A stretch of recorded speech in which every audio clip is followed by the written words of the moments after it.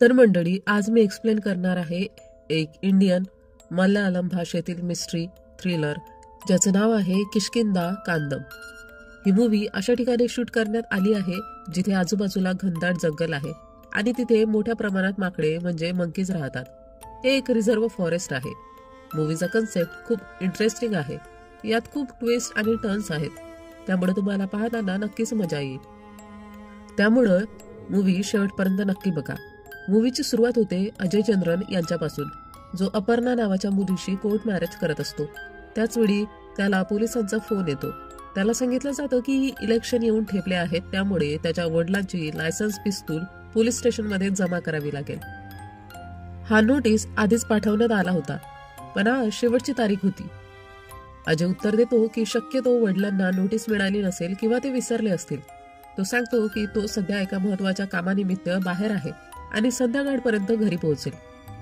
यावर पोलीस अधिकारी म्हणतो की काही हरकत नाही, ते स्वतःच घरी येऊन पिस्तूल कलेक्ट करतील। यानंतर अजय आपल्या वडिलांना कॉल करतो आणि विचारतो की पिस्तूलचे काय झाले। तेव्हा समजतं की त्यांना नोटीस मिळाली होती आणि त्यांना पिस्तूल जमा करायची होती, पण अजयचे वडील अप्पू पिस्तूल कुठेतरी ठेवून विसरले होते किंवा ती हरवली होती। त्यामुळे त्या पिस्तूलचा ते शोध घेत असतात। त्याचवेळी अजयचा मित्र आणि पोलीस ऑफिसर शिवा त्याला सांगतो की पिस्तूल लवकरात लवकर शोधणं आवश्यक आहे, कारण ती चुकीच्या हातात गेल्यास मोठं प्रकरण होऊ शकतं आणि जर पिस्तूल सापडत नसेल तर त्यांना तिची मिसिंग रिपोर्ट नोंदवावी लागेल। आता अजय लग्नाच्या फॉर्मॅलिटीज पूर्ण करत असतो। त्याचवेळी त्याला प्रशोभ भेटायला येतो, जो त्याच्या एक्स वाईफ प्रवीणाचा भाऊ असतो। प्रवीणाचा कॅन्सरमुळे मृत्यू झाला असल्याने ती आता या जगात नाही। प्रशोभ आणि अजयचे संबंध चांगले असतात। अजय आणि अपर्णा घरी पोहोचतात। तिथे पोलीस आधीच आलेले असतात आणि त्यांनाही गन सापडत नसते। त्याचवेळी अप्पू थोडे चिडचिड करू लागतात आणि अजयही तिथे येतो आणि पोलीस अधिकारी सांगतो की ती गन 3 वर्षापूर्वी रिन्युअलसाठी पोलीस स्टेशनमध्ये आली होती आणि नंतर परत पाठवली गेली होती। पोलीस अधिकाऱ्याचे म्हणणे असते की त्यांनी गनची नीट काळजी घेतली पाहिजे होती, कारण ती चुकीच्या हातात गेल्यास गैरवापर होऊ शकतो। आणि तो असंही म्हणतो की इलेक्शन नसते आले तर कदाचित त्यांनी गन हरवली आहे हे कळलेही नसते। अप्पू एक रिटायर्ड आर्मी ऑफिसर असल्याने त्यांच्याकडून अशा हलगर्जीपणाची अपेक्षा केली जात नव्हती। हे ऐकून अप्पू थोडे चिडतात आणि काही बोलून आत निघून जातात। यानंतर पोलीस अधिकारी अजयला सांगतो की त्याने लवकरात लवकर गन हरवल्याची तक्रार नोंदवावी आणि लायसन्सची फोटोकॉपी जोडावी। त्या रात्री अजय त्याच्या भावाशी प्रसादशी फोनवर बोलतो। प्रसाद बराच काळापासून घरापासून दूर असतो। अपर्णाही तिथे येते आणि प्रसाद तिला काळजी करू नकोस असे बोलतो। याच दरम्यान अपर्णा सांगते की तिने नुकतीच नोकरी सोडली आहे आणि आता ती आणि अजय इथेच राहणार आहे। याचा अर्थ अपर्णा अजयची दुसरी पत्नी आहे। थोड्या वेळाने ते झोपायला जातात आणि अजय अपर्णाला समजावतो की त्याचे वडील आर्मीमध्ये होते, त्यामुळे त्यांचा शिस्तीचा स्वभाव थोडा कडक आहे, पण ते कोणालाही त्रास देत नाही। मात्र सुरुवातीपासूनच आपल्याला अप्पू थोडेसे खडूस वाटत असतात। पुढच्या दिवशी अपर्णा घराबाहेर फिरत असते तेव्हा तिला एका झाडावर रेडिओ लटकलेला दिसतो। ती अजयला याबद्दल विचारते। अजय सांगतो की हे एक घनदाट जंगलाचे क्षेत्र आहे जिथे मोठ्या प्रमाणावर माकडे राहतात। हे माकडे घरात घुसून सामान चोरी करतात आणि झाडावर टांगून ठेवतात। बहुधा रेडिओ बाबतही असेच झाले असावे। दरम्यान अप्पूने एका माणसाला बोलावले असते, जो झाडावर चढून गन शोधणार असतो। काही लोक गन शोधतात, पण ती कुठेही सापडत नाही। या ठिकाणीच अपर्णा हळूहळू अप्पूच्या वागणुकीकडे लक्ष द्यायला लागते। आता आपल्याला अप्पूची जीवनशैली दिसते, जी खूप सिक्रेट प्रकारची असते। ते नोट्स लिहून ठेवतात। त्यांच्या रूम मधील कपाटांना कायम लॉक असतं। सर्व चाव्या लॉक करून ठेवल्या जातात। अप्पू आपल्या रूमही लॉक करून बाहेर पडतात, जेणेकरून कोणीही त्यांच्या अब्सेन्समध्ये आत जाऊ शकणार नाही। सहसा ते घरातच असतात, पण आज ते पहिल्यांदाच कुठेतरी बाहेर जातात। रस्त्यात त्यांची भेट सामदत्त नावाच्या व्यक्तीशी होते, जो देशी दारूचा व्यवसाय करतो। दुसरीकडे अजय एका NGO अधिकाऱ्याशी बोलत असतो। खरं तर अजयचा मुलगा चाचू 3 वर्षापूर्वी गायब झाला असतो। अजयने त्याला शोधण्यासाठी खूप प्रयत्न केले, पण त्याला कुठेही शोधता आले नाही। आता तो वेगवेगळ्या मार्गाने त्याला शोधण्याचा प्रयत्न करत आहे। त्यासाठी त्यांनी NGOची मदत घेतली आहे। प्रवीणाबद्दल बोलायचे झाल्यास ती कॅन्सरमुळे 2 वर्षापूर्वीच या जगातून निघून गेली आहे। आणि अपर्णाबद्दल सांगायचे झाल्यास तर तिला अजयविषयी आधीपासूनच सर्व काही माहिती होते आणि तीही चाचूला शोधण्यात त्याला पूर्ण साथ देत आहे। अजय जेव्हा त्या NGO अधिकाऱ्याशी बोलत असतो तेव्हा तो खूप भावुक होतो। यावरून हे स्पष्ट होतं की तो आपल्या मुलावर खूप प्रेम करतो। पुढच्या दिवशी अजय ऑफिसमध्ये असतो तेव्हाच एक बातमी येते की जंगलात कुठेतरी बंदुकीने फायर केल्याचा आवाज ऐकू आला आहे. जेव्हा टीम तिथे चौकशीसाठी जाते तेव्हा हे लक्षात येतं की हा आवाज कोणत्या तरी मोठ्या गनने नव्हता तर एका लहानशा गनने झाला होता, जसे की पिस्तूल किंवा रिव्हॉल्वर. याच दरम्यान आपल्याला सुमा दत्तनही दिसतो, जो कुठल्या तरी वादात अडकलेला असतो. सुमा दत्तनचा भूतकाळ उलगडला जातो. 40 वर्षापूर्वी तो नक्षलवादी होता, म्हणजे एक अतिरेकी गटाचा सदस्य. तो लपून छपून कार्य करत असे, त्यामुळे गावकऱ्यांना त्याच्याबद्दल फारशी माहिती नव्हती. पण एक दिवस तो बॉम्ब तयार करत असताना अपघात झाला आणि त्याचा स्वतःचा हात निकामी झाला. यानंतर लोकांना त्याची खरी आयडेंटिटी समजली. त्याचे नाव तेव्हापासून खराब झाले होते आणि आजही लोक त्याला अतिरेकी म्हणूनच बघतात. अजय घरी आल्यावर तो त्याच्या भावाशी प्रसादशी बोलतो. प्रसाद त्याला सुचवतो की जंगलात जी गन चालली आहे ती कदाचित त्याच्या वडिलांचीच गन असू शकते, पण अजयला तसं वाटत नाही. याच दरम्यान आपण अप्पूला हॉस्पिटलमध्ये जाताना पाहतो. त्यांना काही रिपोर्ट्स हवे असतात, पण तिथे थोडा वेळ लागत असल्याने ते चिडचिड करतात. संध्याकाळी 7:30 वाजतात आणि अपर्णा अजयला विचारते की बाबा अजून आले नाहीत, त्यांना परत एकदा कॉल करून पाहूया का? त्यावर अजय म्हणतो ते नक्कीच येतील, इतकाही उशीर झालेला नाही. अपर्णा म्हणते त्यांना काही काम असेल तर कळवायला हवं होतं ना. यावर अजय सांगतो की बाबा काही गोष्टींबाबत फार पर्टिक्युलर आहेत आणि ते कोणाची मदत घेत नाही. उलट कोणी मदतीसाठी पुढे आले तरी ते चिडतात. थोड्या वेळाने अप्पू अजयला कॉल करतात आणि सांगतात की त्यांची गाडी बंद पडली आहे. अजय आणि अपर्णा तिथे पोहोचतात व तोपर्यंत गाडी परत सुरू होते. यावरही अप्पू चिडचिड करतात. ते तिघं घरी परततात आणि त्यानंतर आपण अप्पूला घराच्या थोड्या अंतरावर काहीतरी जाळत असताना पाहतो. अपर्णा दुरून हे दृश्य पाहते आणि तिला जाणवतं की कोणीतरी काहीतरी जाळत आहे, पण तो कोण आहे आणि नेमकं काय जाळत आहे हे पाहण्यासाठी ती अजयला तिथे पाठवते. पण तेवढा जोरदार पाऊस सुरू होतो, त्यामुळं अजय तिथे पोहोचू शकत नाही. आपल्याला माहिती आहे की अप्पू तिथे काहीतरी जाळत होता, पण ही गोष्ट अपर्णाला ठाऊक नव्हती. पुढच्या दिवशी अप्पू पुन्हा त्या ठिकाणी जातात. हे पाहून अजय आणि अपर्णा तिथे शिवाला बोलावतात. तिथे खरंच काही जाळले गेले होते, पण नेमकं काय हे समजत नाही. शिवाला मात्र हे लक्षात येतं की याच ठिकाणी आधीही काही वेळा वस्तू जाळण्यात आल्या होत्या. जमिनीवरून हे स्पष्ट होत होतं. अप्पूही तेव्हा तिथे येतात आणि शिवा त्यांना विचारतो हा स्पॉट तुमच्या बाउंड्रीमध्येच आहे बरोबर ना? यावर अप्पू चिडतात आणि तिकडून निघून जातात. अजय म्हणतो की बहुतेक आसपासच्या वर्कर्सनी त्याचा कचरा इथे जाळला असेल. पण शिवा प्रश्न विचारतो, पण ते लोक आपला कचरा आपल्या भागात जाळतील, पण तुमच्या बाउंड्रीमध्ये का येतील? शिवा बोलतो की तो हे सर्व एकदा क्रॉस चेक करेल. त्याबरोबर तो अजयला सांगतो की अप्पू हल्ली सुमदत्तनला खूप भेटायला जात आहे, कारण अप्पू आधी आर्मी ऑफिसर होते आणि अप्पूचं अशा व्यक्ती म्हणजे सुमदत्तन सोबत राहणं किंवा त्यांना सारखं भेटणं योग्य नाही. अपर्णा अजयला याबाबत विचारते तेव्हा अजय सांगतो की सुमदत्त आधी नक्षलवादी होता. अप्पूचे वडील त्याच्यासोबत काम करत असत आणि त्यांची चांगली मैत्री होती. यामुळे सुमदत्तन त्या काळात त्यांच्या घरीही येत असे. 1970 मध्ये लूर केस नावाचा एक गंभीर प्रकार घडला होता. यामध्ये मुन्सिफ कोर्टच्या रेकॉर्ड रूमला आग लावण्यात आली होती. त्या प्रकरणात संशयित लोकांच्या यादीत अप्पूचंही नाव होतं, पण अप्पूचे वडील प्रभावशाली व्यक्ती होते, त्यामुळे त्यांनी अप्पूचं नाव क्लिअर करून घेतलं. यानंतर अप्पूने आर्मी जॉईन केली. शिवानंतर अजयकडे येऊन सांगतो की कर्नाटकमधून चाचूच्या संदर्भात एक ईमेल आला आहे, त्यामुळे अजयला तिथं जावं लागेल. पुढील सीनमध्ये अजय तिथे पोहोचतो. त्याला एक बॉडीची ओळख पटवण्यास सांगितलं जातं. अपर्णा सांगते की अप्पू इतर आपल्या मुलांची नावं सहज घेतात, पण माझं नाव घेताना ते चिडून बोलवतात. पण एकदा मात्र त्यांनी मला पाहिलं आणि नॉर्मल रिॲक्ट केलं, जणू काही झालंच नाही. मी एकदा त्यांचा फोन पाहिला होता आणि त्यात फक्त 10च्या आसपास कॉन्टॅक्ट होते, जे मला खूप विचित्र वाटलं. सर्वांच्या नावासोबत ब्रॅकेटमध्ये त्यांची ओळख लिहिलेली होती. उदाहरणार्थ अजयच्या नावासमोर बेटा असं लिहिलेलं होतं. कोणताही बाप आपल्या मुलाचा नंबर अशा पद्धतीने सेव्ह का करेल? इतक्यात अप्पू तेथे येतो आणि अजयवर रागवतो की माझ्या रूमच्या दरवाजाचा लॉक लवकरात लवकर दुरुस्त करून घे. अजय अपर्णाला विचारतो, तू अप्पूच्या रूम मध्ये गेली होतीस का? अपर्णा होकार देते आणि म्हणते, आपण एकाच घरात राहतो त्यामुळे जाऊ शकते ना. पण अजय स्पष्ट सांगतो की अप्पूला त्यांच्या रूम मध्ये कोणीही जाणं अजिबात आवडत नाही. अजय लगेचच चिडतो आणि अपर्णावर नाराज होतो, कारण त्याने आधीच अपर्णाला सांगितलं होतं की अप्पूच्या रूम मध्ये कोणीही जाता कामा नये. अपर्णा अजयला विचारते, कधी विचार केलास का की अप्पू इतका वेगळं का वागत आहे? ती सांगते की त्यांनी फक्त इन्सुलिनच्या गोळ्या घेतल्याचं सांगितलं होतं, पण त्यांच्या खोलीत मी अँटी डिप्रेसंट्स पाहिल्या, ज्या मुख्यतः न्यूरो पेशंट्स घेतात. ती अजून काही निरीक्षण सांगते. जेव्हा त्यांचे जुने मित्र भेटायला आले तेव्हा अपू अस्वस्थ झाले होते. ते पॅनिक झाले आणि त्यांच्याकडे एक नोटपॅड होतं ज्यामध्ये पाहून ते उत्तर देत होते. त्या मित्राच्या निघून गेल्यानंतर अपूने त्या नोटपॅडमध्ये काहीतरी लिहिलं होतं आणि त्या दिवशी जेव्हा त्यांनी कॉल केला की गाडी सुरू होत नाही पण ती ठीक होती, त्यामुळं मला वाटतं की ते घरचा रस्ता विसरले असतील म्हणून त्यांनी आपल्याला बोलावलं असेल. अजय सांगतो की त्यांना बऱ्याच काळापासून मेमोरी इश्यूज आहेत आणि सर्वात आधी चाचूंनीच हे लक्षात घेतलं होतं.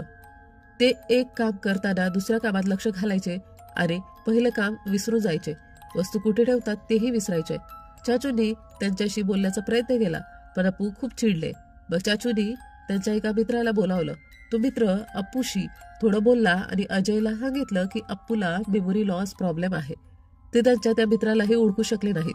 फक्त भिंतीवरच्या फोटोवरून समजून घेतलं होतं की त्यांच्यात काहीतरी कनेक्शन आहे आणि ते त्यानुसार नॉर्मल बोलत राहिले. तो पुढे सांगतो, जेव्हा अपू आर्मीमध्ये होते तेव्हा ते खूप स्ट्रिक्ट होते. त्यांना प्रत्येक गोष्ट परफेक्ट हवी असायची. पण विसरण्याच्या सवयीमुळे एकदा त्यांनी स्वतःची सर्व्हिस रिव्हॉल्वर गहाळ केली होती. ती सापडली खरी पण या प्रकरणामुळे त्यांना आर्मीमधून बाहेर काढण्यात आलं होतं.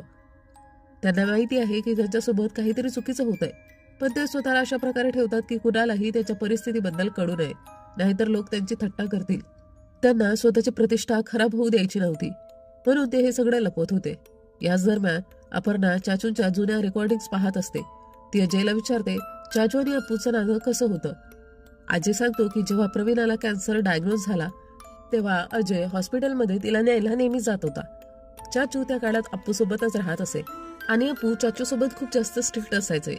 अपर्णाला आता एक शंका येते. चाचू जेव्हा गायब झाला तेव्हा अजय आणि प्रवीण हॉस्पिटलमध्ये होते. ते संध्याकाळी परत आले पण तोपर्यंत चाचू गायब झाला. तर असं काही नाही ना की त्या दिवशी अप्पूला काहीतरी माहिती होतं पण नंतर ते विसरले. हे ऐकून अजयही विचारात पडतो. नेक्स्ट डे त्यांच्या घराजवळ एक सांगाडा सापडतो. यामुळे अजय खूप अस्वस्थ होतो आणि त्याच वेळी अप्पूही त्या दिशेने विचित्र नजरेने पाहत असतात. पोलीस तपास करतात आणि समजतं की ती जमीन पूर्वी अप्पूच्या नावावर होती पण त्यांनी ती 2 वर्षापूर्वी विकली होती. मग त्या सांगाड्याची चाचणी केली असता कळतं की तो एक माकडाचा सांगाडा आहे. परंतु मुद्दा इतकाच नव्हता. माकडाच्या सांगाड्यातून एक गोडी सापडते आणि ती अप्पूच्या हरवलेल्या गनसारखीच असते. हे समजल्यावर अजय आणखी अस्वस्थ होतो. जमीन अप्पूने 2 वर्षापूर्वी विकली होती पण तो सांगाडा 3 वर्षापूर्वीचा आहे. याचा अर्थ त्या सांगाड्याचा संबंध अप्पूशी जोडला जाणार. अथॉरिटी ऑफिसर्स याबद्दल चर्चा करतात. चाचू यापूर्वी घरातून पडून गेला होता आणि परत आल्यावर वेगवेगळ्या गोष्टी सांगायचा. शेवटच्या वेळी सगळ्यांना वाटलं की तो पुन्हा कुठेतरी गेला असेल पण यावेळी तसं झालं नाही कारण त्यानंतर तो कधीच परत आला नाही. अजय एक स्वप्न पाहतो. त्याला चाचू पळत जाताना दिसतो आणि अजय त्याच्या मागे धावत जातो. त्याच वेळी अप्पू हे सगळं पाहून आनंदी होतात. स्वप्न संपतं आणि त्यानंतर लगेच अजय अप्पूला सुमदत्तनला भेटताना पाहतो. सुमदत्तन अप्पूला घरी सोडून देतात. अप्पूचं वागणं आता आणखीन विचित्र दिसतं. ते जुने पेपर कटिंग्स पाहत असतात, काहीतरी शोधत असतात आणि गोळा करत असतात. त्याच वेळी त्यांचा जुना आर्मी मित्र अमृत त्यांना भेटायला येतो पण अप्पू त्याला ओळखूच शकत नाही. ते फोटोवरून त्याचं नाव वाचतात आणि नंतर आपल्या कपाटाकडे जातात. त्या कपाटात खूप सारे नोटपॅड ठेवलेले असतात. आपण याआधी पण एक नोटपॅड पाहिलं होतं ज्यामध्ये त्यांनी रोजच्या गोष्टी लिहून ठेवल्या होत्या. कुठे जायचं आहे, काय करायचं आहे, असं सगळं. आज हॉस्पिटलला जाऊन अप्पू रिपोर्ट घेऊन आले आहेत आणि त्यात काहीतरी खूप महत्वाचं आहे जे त्यांना तपासायचं होतं. त्यांचे वेगवेगळे नोटपॅड्स वेगवेगळ्या लोकांसाठी होते. त्यावर त्या व्यक्तीचं नाव, ती कोण आहे, शेवटी कधी भेटली होती, काय चर्चा झाली होती, हे सगळं लिहिलं होतं. अप्पू याच नोटच्या मदतीने संभाषण पुढे नेतात. आर्मी मित्र अमृतशी बोलताना अप्पू नोटपॅडमध्ये बघतात की तिथे काय लिहिलं आहे. हा माणूस आर्मी ऑफिसर वाटत नाही, हा कहाणार असतोय, सावध राहा. ते अमृतला काही प्रश्न विचारतात आणि तो विचार करून उत्तर देतो. पण अप्पूने मुद्दामून चुकीचे प्रश्न विचारले होते त्यामुळे अमृतने दिलेले उत्तरही खोटीच असतात. त्यांना संशय येतो आणि ते विचारतात, तू नक्की आहेस तरी कोण आणि मला खोटं का सांगतो आहेस. यावर अमृत निघून जाण्याचा प्रयत्न करतो पण अप्पू त्याला थांबवतात. त्याच वेळी अप्पू अचानक खाली कोसळतात आणि काही मिनिटात सगळं विसरून जातात. इथे कोण आलं होतं हेही त्यांच्या लक्षात राहत नाही. अमृत त्यांच्या नोटपॅड मधून काही पान फाडतो आणि लपून ठेवून देतो. आता अजय आणि अपर्णा तिथे पोहोचतात. अमृत त्यांच्याशी थोडा वेळ गप्पा मारून तिथून निघून जातो. यावरून स्पष्ट होतं की त्याला अप्पू आणि त्यांच्या परिस्थितीबद्दल काहीतरी माहिती होती. अथॉरिटीजकडे एक फोटो येतो. त्या फोटोत एका माकडाच्या हातात गन दिसत असते. अप्पूंना पोलिसांकडून चौकशीसाठी बोलावलं जातं. ते गन पाहून सांगतात की ती त्यांचीच गन आहे किंवा कमीत कमी तसाच काहीतरी प्रकार आहे. पण अथॉरिटीज स्पष्ट करतात की हा मॉडेल फक्त स्पेशल ट्रेनिंग नंतरच दिला जातो आणि अप्पू त्याचा अधिकृत वापर करता आहे. आता शहरात कर्फ्यू लागू केला जातो. गन शोधण्याचं आणि ती खरी आहे की नाही हे पडताळण्याचं काम सुरू होतं. अप्पूचा गन लायसन्स सस्पेंड करण्यासाठी अधिकृत अर्ज दिला जातो कारण ते धोकादायक ठरू शकतात. अप्पूला काहीतरी झाडताना पाहून अपर्णा संशयाने त्यांच्याकडे पाहते. अप्पू निघून गेल्यावर अपर्णा ती आग विझवण्याचा प्रयत्न करते, पण तेवढ्यात अप्पू परत येऊन तिला थांबवतात. दोघात झटपट होते आणि तेव्हाच अजयही तेथे येतो. अप्पू सगळं विसरतात आणि परत निघून जातात. अपर्णाला विश्वास असतो की अप्पू काहीतरी लपवत आहे, पण अजय मात्र तिला सुनावतो, ते माझे वडील आहेत, मी त्यांच्याबद्दल काहीही ऐकू शकत नाही आणि ऐकणारही नाही. तो रागाने घरात निघून जातो. अपर्णाला जमिनीवर पडलेली अप्पूच्या खोलीची चावी सापडते. नेक्स्ट डे अथॉरिटी अप्पूला चौकशीसाठी बोलवते. सुमा दत्तांशी आधीच चर्चा झालेली असते आणि अजयही त्याच्याकडे जाऊन विचारतो की त्याला पोलिसांनी काय काय विचारलं आणि त्याने पोलिसांना काय सांगितलं. सुमा दत्तन सांगतो की त्या दिवशी जे घडलं त्याबद्दल त्याला माहिती आहे. त्या दिवशी काय झालं होतं. सुमा दत्तन अप्पूला भेटायला गेला तेव्हा अप्पू चाचूला मारत होते कारण चाचूने अप्पूची गन काढली आणि एका माकडावर गोळी झाडली होती. सुमा दत्तन त्या माकडाला पुरतो, पण त्याला काहीतरी लक्षात येतं. अप्पू हे संपूर्ण प्रकरण काही वेळातच विसरून जातात. म्हणूनच अप्पू पुन्हा पुन्हा सुमा दत्तनकडे जायचे कारण त्याच दिवशी त्यांची गन हरवली होती आणि ते दरवेळी तोच प्रश्न विचारायचे की माझी गन कुठे गेली. सुमा दत्तन दरवेळी त्याचं उत्तर द्यायचा, पण अप्पू त्याला नावाने ऐकत असल्यासारखे वागत. यावरून स्पष्ट होतं की अप्पूचा मेमोरी लॉस खूप धोकादायक ठरू शकतो आणि आता स्पष्ट होतं की तो मृत माकड तिथे कसा सापडला. अप्पूची चौकशी सुरू होते. अथॉरिटी ऑफिसर अप्पूला सवाल विचारतात, पण त्यांना काहीही आठवत नाही. त्यामुळे ते गोंधळून जातात आणि अस्वस्थ होतात. अमृत कोण आहे. आतापर्यंत अमृतला अप्पूचा मित्र समजलं जात होतं, पण तो खरा मित्र नसून अप्पूचा डॉक्टर निघतो. तो अजयला सांगतो की अप्पू जास्त वेळ तिथे राहिले तर त्यांची मानसिक अवस्था आणखी बिघडू शकते. अप्पू पॅनिक होतात. अप्पू इतके गोंधळून जातात की तिथेच लघवी करून टाकतात. त्यामुळे अजय आणि अमृत अधिकाऱ्यांना त्यांच्या मेडिकल कंडिशन बद्दल माहिती देतात. ते अप्पूच्या मानसिक आजाराचे प्रमाणपत्रही दाखवतात, जे त्यांना 16 वर्षापूर्वी आर्मीमधून टर्मिनेट करताना देण्यात आले होते. अधिकाऱ्यांना झटका बसतो. हे पाहून अथॉरिटी ऑफिसर्स हादरतात. त्यांनी एका मानसिकदृष्ट्या अस्थिर माणसाला गन लायसन्स दिलं होतं. आता त्यांच्यात सुरक्षिततेचा प्रश्न निर्माण होतो. ते अप्पूला सोडून देतात, पण हे प्रकरण गुप्त ठेवायचं ठरवतात कारण जर हे बाहेर आलं असतं तर त्यांनाच मोठा फटका बसू शकला असता. अपर्णा आगीमध्ये अर्धवट जळालेले कागद तपासते. तिला एक नोट सापडते जी काहीतरी महत्वाची माहिती देणारी असते. त्या नोटमध्ये लिहिलं होतं की त्या दिवशी 2 बुलेट्स गायब झाल्या होत्या. एक नव्हे. चाचूने एक शॉट फायर केला, तर मग दुसरी बुलेट कुठे गेली असेल. काही वेळानंतर अजय आणि अप्पू घरी येतात आणि अप्पू त्यांच्या रूममध्ये अपर्णावर खूप गुस्स्याने बघत रूममध्ये जातात. अजय अपर्णावर देखील राग करतो. अजय अपर्णावर रागवतो की ती तिथे का गेली आणि ती काय शोधत आहे. पण त्यानंतर अपर्णा त्याला अप्पूची गन दाखवते जी त्यांच्याच क्लोजेटमध्ये गुप्त कॅबिनेटमध्ये लपवलेली होती. कदाचित ते गन लपवण्यासाठीच क्लोजेटला लॉक करत असावे आणि अपर्णा त्याला थेट प्रश्न विचारते, तुमच्याकडे ही गन कधीपासून आहे. त्यानंतर अप्पूला त्यांच्या कथेमध्ये कुठेतरी चूक करत असल्याचं जाणवतं आणि तो एक कहाणी तयार करत असतो की गन हरवली होती. अपर्णा त्याला विचारते, तुमचं लक्ष आहे का, तुम्ही काय आठवू इच्छिता आणि तुम्ही ही गोष्ट का लपवत आहात. त्यानंतर अपर्णा काही विचारते आणि सांगते की काय होईल जर अप्पूने त्या दिवशी काही चूक केली असेल, काय होईल जर चाचू त्यामुळे गमावला असेल आणि त्याला तेच लक्षात न आले असेल. अप्पू तिला शांत करतो आणि मग तो सांगतो की अप्पू स्वतःच तपासणी करत आहे. हे सगळं कसं काय झालं यावर ते विचार करत आहेत आणि त्यामुळेच ते नोट्स बनवतात. तो स्वतःलाच गुन्हेगार मानतो आणि नोट जाळून टाकतो जेणेकरून तो त्या गोष्टी विसरू शकेल. पण त्याचा मेमरी लॉस त्याला एक लूपमध्ये अडकवतो कारण प्रत्येक वेळी त्याला तीच गोष्ट पहिल्यांदाच ऐकल्यासारखी वाटते. शेवटी अपर्णा सांगते की तिला तिचे उत्तर सापडले आहे की त्या दिवशी काय झालं होतं. ती हॉस्पिटल पेपर्स दाखवते जे अप्पूने आणले होते, ज्यात 19 मार्चची तारीख होती. तो दिवस जेव्हा अजय आणि प्रवीणा हॉस्पिटलला गेले होते आणि माकडाची घटना घडली होती. पण चाचूची मिसिंग डेट 20 मार्च दिली होती. काय तो खरंच काही लपवत आहे का. आता आपल्याला सत्य सांगितलं जातं. आणि मंडळी, इथे या चित्रपटाचे खूप भयानक रहस्य उलगडतात. वास्तविक त्या दिवशी ते लोक हॉस्पिटलवरून संध्याकाळी घरी आले होते आणि चाचू गन सोबत खेळत होता. प्रवीणा गन घेण्याचा प्रयत्न करत होती, पण गन फायर होऊन चाचू मरण पावला. अजय आणि प्रवीणा दोघंही पूर्णपणे तुटले होते आणि प्रवीणा स्वतःला मारण्याचा प्रयत्नही करते. ती खूप सगळ्या गोळ्या घेते आणि अजय तिला हॉस्पिटलमध्ये घेऊन जातो.